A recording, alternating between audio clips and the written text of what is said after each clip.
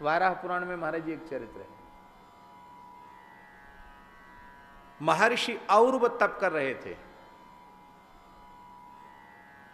और इतना कठोर तप किया महर्षि औरव ने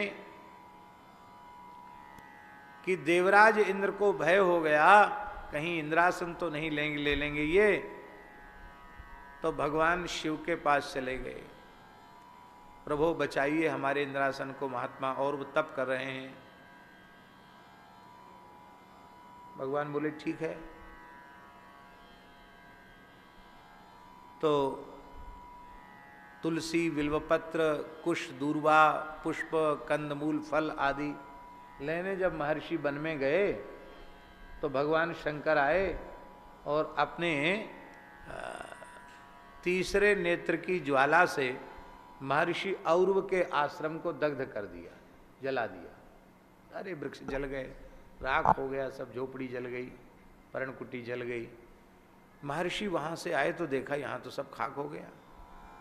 तो उनको क्रोध हुआ कि किसने ऐसा किया, मेरे इतने सुंदर सुंदर वृक्ष थे, इतनी फुलवाड़ी थी, सब खत्म कर दी, जला दिया, किस दुष्ट ने ऐसा किया।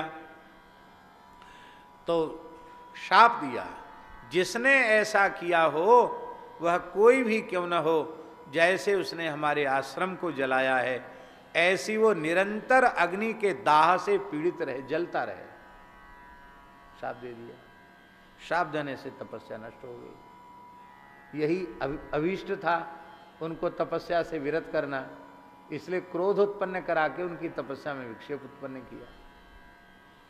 लेकिन शंकर जी कैलाश में बैठे थे, उनके सारे शरीर में दाह शुरू हो गया।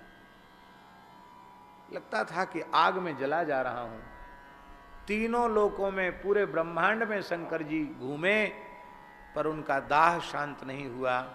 अंत में भगवान ने कहा कि गाय ही बद्रिकाश्रम में गए, बद्री नारायण भगवान से कहा प्रभु मेरे दाह को दूर कीजिए।